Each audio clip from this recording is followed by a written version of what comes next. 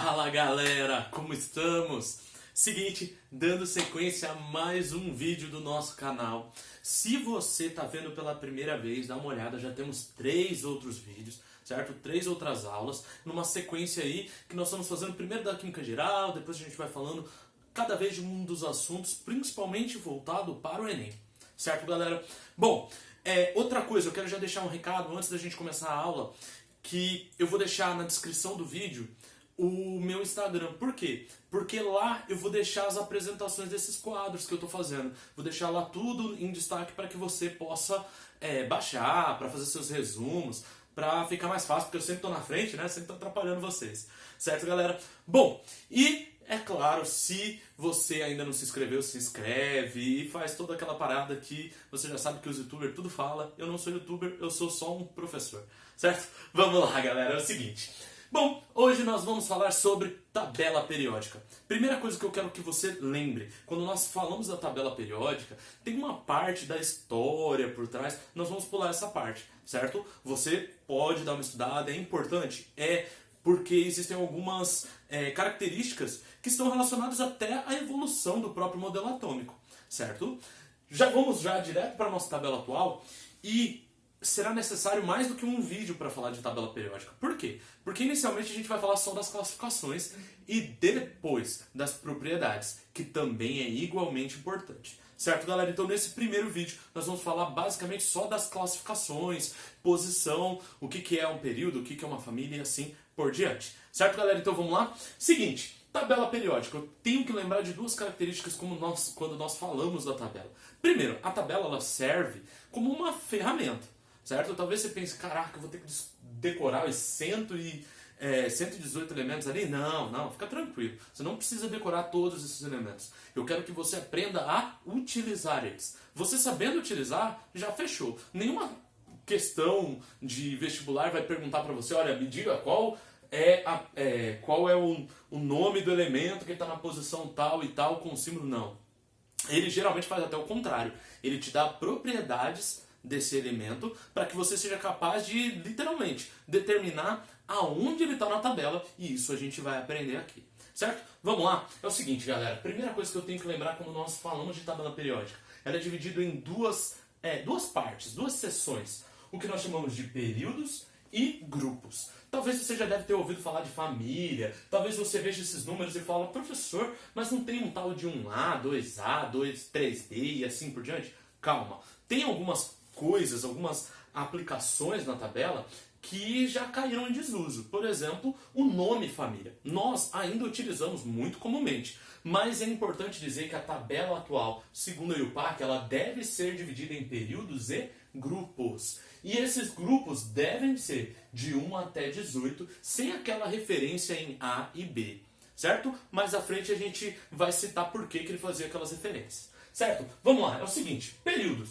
Essas 2 características, né, de posição, grupo e período, ela vai estar relacionadas a 2 propriedades que estão diretamente associadas à distribuição eletrônica. A gente já falou de distribuição, certo? Aqui eu vou dar um exemplo para a gente fazer meio que junto, certo? Mas eu quero que você esteja atento, porque para a determinação da posição na tabela, eu tenho que saber fazer a distribuição eletrônica. Certo? Então vamos lá. Períodos estão relacionados, aqui não é comando vermelho, galera, é camada de valência. Está relacionado à camada de valência. Se você não lembra, professor, mas o que é a camada de valência? É a camada mais distante do núcleo. Em outras palavras, se você for contando, é o número total de camadas que esse elemento tem. Muito cuidado. Nem sempre o último subnível, que a gente vai chamar de subnível mais energético, estará nessa camada de valência. Quais são as posições desses subníveis, professor? Já adianto para você da seguinte maneira. Sempre que o subnível mais energético for S ou P, ele vai estar na camada de valência. Fechou? Sempre que o subnível mais energético for S ou P, ele vai estar na camada de valência. Se o subnível mais energético for D, ele vai estar em uma camada acima da camada de valência. Exemplo, você fez a distribuição, a camada de valência dele foi 4, mas pelo subnível você fez a distribuição e apareceu no subnível D, por exemplo. Então ele vai estar na camada 3D, certo? Isso, é claro, levando em consideração a distribuição segundo o diagrama de Linus Pauling. Certo, galera? Então eu vou ter que lembrar disso. Subníveis, sempre que tiver S e P, está na camada de valência. Sempre que tiver no D, eu vou ter que levar em consideração que ele está em um nível acima. E se ele estiver no F, que são esse grupo aqui de baixo, ele vai estar 2 níveis acima. Certo? Então vamos lá. Primeiras coisas já que eu já posso determinar, já olhando para a tabela. Por que eu tenho essa faixa aqui embaixo com essas duas linhas?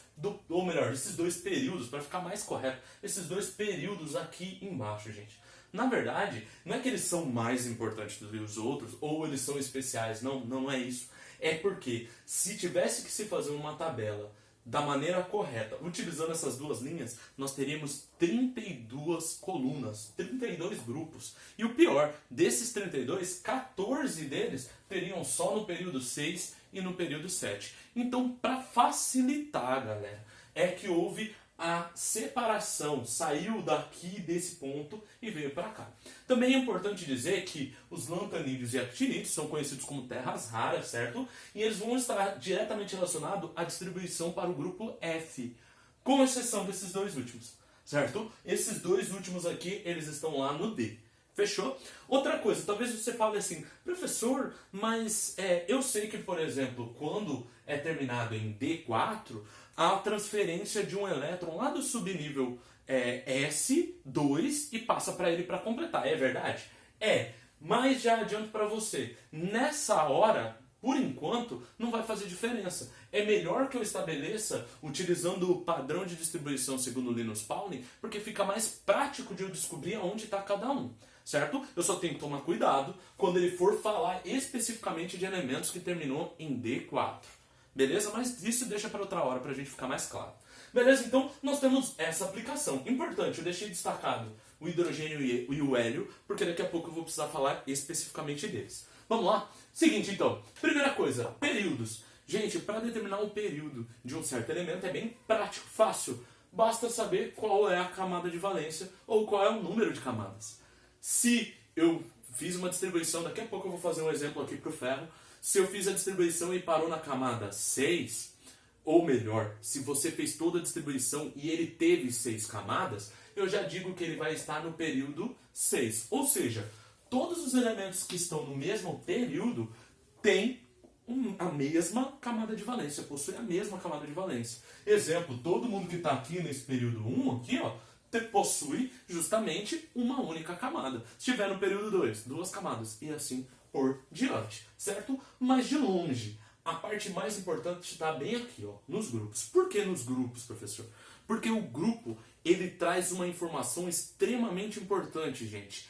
Todos os elementos que pertencem ao mesmo grupo apresentam semelhanças reacionais, principalmente. Apresentam propriedades muito semelhantes. Por isso que eu já quero deixar um desafio. Você, depois que terminar o vídeo, assistiu, clicou lá, fez tudo que você já sabe que tem que fazer, você pesquisa lá no YouTube, por exemplo, sobre metais alcalinos. É extremamente importante que você tenha ideia que lá vai ter todos esses metais, todos não, pelo menos uma boa parte dele, né, dos metais alcalinos, e você vai ver como eles reagem semelhantemente, praticamente todos reagem da mesma forma. E é por isso que eles são chamados de família. Então todas as vezes que alguém falar para você de grupo, tal alimento pertence ao mesmo grupo, significa que eles são da mesma família ou eles são semelhantes. Questão do Enem falava, por exemplo, sobre tântalo e nióbio, 2 elementos que apresentavam propriedades semelhantes, e aí ele perguntava por que isso ocorria. É por causa do subnível mais energético F. É porque é um elemento de transição, final das contas, porque pertencem ao mesmo grupo. Certo? Vamos lá para o grupo? Seguinte, como eu determino o grupo então, professor? Agora eu quero que você olhe para essa distribuição. Talvez você vai falar assim, parece, professor, com lá na última aula, quando você colocou os subníveis para determinar qual que era a sequência. Só que está um pouquinho errado. Tá SDPF. Lá era SPDF. Professor, por que inverteu? Aí eu quero que você olhe na tabela. Por quê? Porque esses 2 primeiros grupos aqui, ó, é do subnível hélice, tá certo? E depois, na sequência, eu tenho todos os subníveis dele. Quando você faz uma distribuição, você vai perceber que, a partir de um certo ponto, a sequência é justamente S, né? Lá de baixo. Quando você volta, vai DP. Aí você vai falar, cara, é mesmo, é DP, professor. Sempre DP e não PD. Pois é, gente, por isso mesmo. Por causa disso é que o D vem antes do P na distribuição eletrônica. Professor, mas e o F? Deveria vir antes também. Deveria se ele estivesse daquela forma completa que eu falei, com 32 grupos. Como ele não é completo, eu já adianto para você que ele só vai estar no grupo 3. Tudo isso aqui está no grupo 3, está bem aqui, ó, gente. Geralmente, nem se há essa pergunta, qual que é o grupo do elemento de transição interna, sei lá, urânio. Não, geralmente a gente nem faz essa pergunta, questões normalmente não abrangem para esse cara, mas para os outros 3, sim. E aí eu quero que você determine da seguinte maneira. Fez a distribuição, subnível mais energético. Professor, não lembro o que é subnível mais energético. Subnível mais energético vai ser aquele subnível que você terminou de fazer a distribuição. O último que você distribuiu. Esse último aí é chamado de subnível mais energético. O subnível mais energético que vai ser o que você vai utilizar para determinar o grupo. Se o subnível mais energético for S, gente, o número que está lá em cima, lembrando que o S só pode ser S1 ou S2, o número que estiver lá em cima vai ser o número do grupo. Fez a distribuição lá para o cálcio e terminou em 4S2. Aí você vai fazer o seguinte, é S2, então 2 significa que ele pertence ao grupo 2, bem prático. Subnível D, fez a distribuição, parou no subnível D. Você vai ver que o número que tiver lá em cima você vai somar mais 2 para determinar o grupo. O ferro é um deles, eu já vou mostrar. E o subnível P, você vai fazer a distribuição, fez a distribuição, parou no subnível P. Exemplo, para o cloro, por exemplo, 3P5. Então, o 5 que está aqui você soma mais 12, certo? Mais 12 vai ficar grupo 17, certo? Então, essa é a sequência. SDP, N mais 2 e N mais 12, certo? Vamos ver então aqui para o ferro? Seguinte, está aqui o nosso ferro. Estado fundamental, não perdeu nem ganhou um elétron. Eu estou falando do ferro no estado neutro. A distribuição eletrônica dele, 1s2, 2s2, 2p6, 3s2, 3p6, 4s2. Aqui tá o cara, ó, 3d6. Eu parei nesse aqui. Ótimo. Duas perguntas. Aonde está a camada de valência? Professor, a camada de valência é 3. Opa, calma. Olha o número de camadas. Eu tenho 4, então eu posso dizer que esse cara possui como camada de valência a camada 4. Em outras palavras, o período que ele pertence é o período 4. Eu estou falando nessa posição aqui, ó, galera. Nessa linha aqui. Tudo bem? Quando eu olho para o grupo, olha, 3D6 foi onde parou. Subnível mais energético. Então, o grupo, se é D, N, o número que está lá em cima, mais 2. Que número tem aqui? Professor, 6. 6 mais 2, eu estou falando do grupo 8. Ou seja, eu estou falando desse cara bem aqui, ó. Ele está nessa posição. Esse é o ferro. Professor, não é possível. Será que vale para qualquer um? Para qualquer um que você fizer esse tipo de distribuição, você vai encontrar aqui, com exceção desse cara. Você vai falar, por quê, professor? O hélio já é uma exceção com relação aos grupos. Já adianto por quê? Porque, na verdade, o hélio ele vai ser terminado em 1s2, porque ele só tem 2 de número atômico. Como você fez essa distribuição e deu 2, professor, mas por que ele não é aqui, ó, junto lá no grupo 2? Porque, na verdade, ele é um gás nobre, ele tem todas as propriedades dos gases nobres. Para lembrar, eu estou falando de alta estabilidade, não perde nem ganha elétrons, são átomos pequenos, que não são reativos, são inertes. Então, por essa causa, nós agrupamos ele aqui no final, tá? Aqui no grupo 18, que é o grupo dos gases nobres, mesmo ele não possuindo o subnível mais energético. E ainda existe mais uma exceção, que é o próprio hidrogênio. Por quê, professor? Ele na distribuição é um S1, tá certo? Tá certo. Então ele pertence ao grupo 1.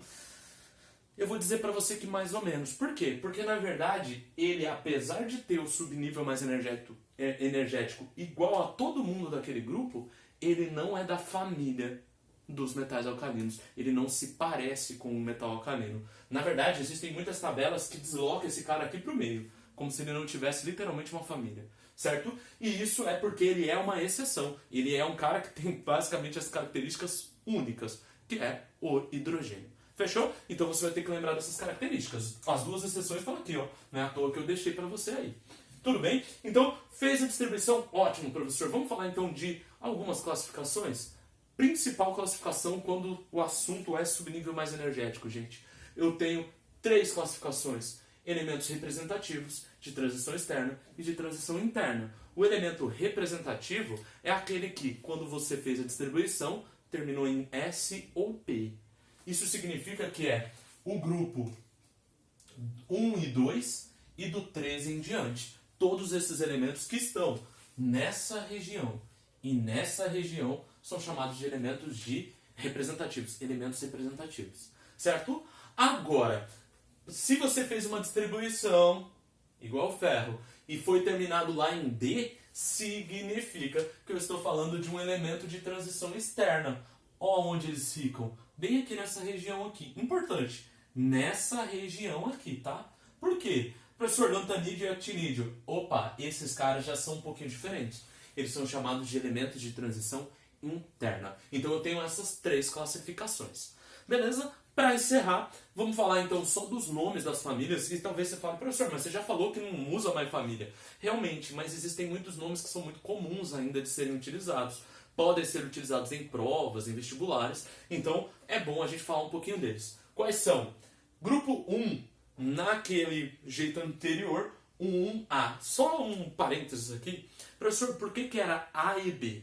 Todos os elementos, todos os grupos, né, que estavam lá selecionados com o finalzinho A, 1A, 2A, 3A, 4A, 5A, 6A, 7A, 8A ou 0, eram elementos de representação, elementos representativos.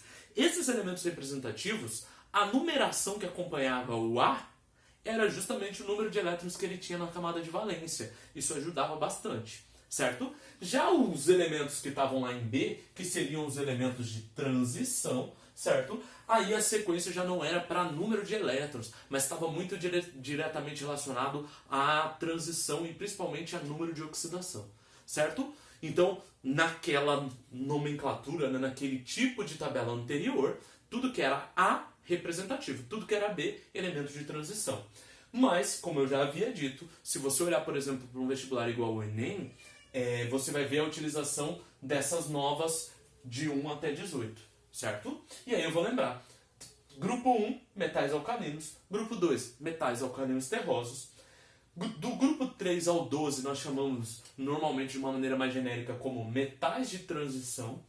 Grupo 16 ou 6A eram os calcogênios. Grupo 17, 7A, os halogênios. E por último, o último grupo da tabela, que eram os gases nobres. Importante dizer para vocês, professor, tem que gravar todos eles? Principalmente os metais alcalinos, os calcogênios, os halogênios e os gases nobres. Tá? Principalmente. Ou seja, praticamente todos, certo? Talvez você sinta falta. Professor, mas e o grupo 13, 14 e o 15? O grupo 13, 14 e 15, eles não tinham nomes assim muito específicos. Era basicamente família do boro, família do carbono, família do nitrogênio. Ou seja, não tinha nome, isso acabou sendo deixado de lado. Certo? Então você vai ter que lembrar mais desses grupos aqui. Certo, galera? Então é isso. Nós falamos um monte de coisa e ainda tem bastante coisa para falar de tabela periódica. Se vocês precisarem, deixem lá nos comentários alguma sugestão, o que vocês precisam para que a gente pode acompanhar. Não esquece, segue a gente lá no Instagram, hein? Porque aí você vai ter mais acesso a isso e até meio que saber mais ou menos quando é que a gente vai postar outros vídeos. Certo, galera? É isso, grande abraço e até a próxima!